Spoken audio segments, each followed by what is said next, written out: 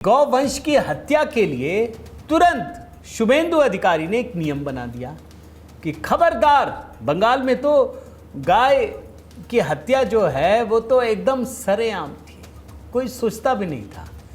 एक फैसला किया केवल उन्होंने, कहा खबरदार दिखना नहीं चाहिए, नियम निकाल के दिखा दिया। अब बंगाल में तो हो ही गया, लेकिन इसके बाद का जो असर है ना दोस्तों, वो ज़्यादा व्यापक है। ये पहली बार हो रहा है। आप सोचिए, देश भर में ये आवाज उठने लगी कि गाय माता को राष्ट्रीय पशु घोषित कर दीजिए। और कौन कह रहा है?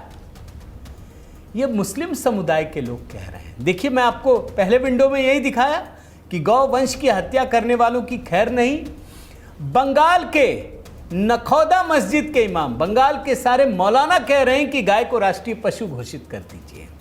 दूसरे विंडो में उत्तर प्रदेश के मौलाना कह रहे हैं गाय को राष्ट्रीय पशु घोषित कर दीजिए।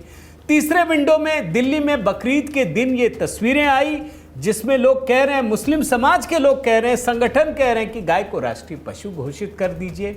और पूरे देश में जमीयत, आप जानते हैं बड़ा संगठन है, वो भी कह रहा है कि गौवंश को राष्ट्रीय पशु घोषित कर दीजिए।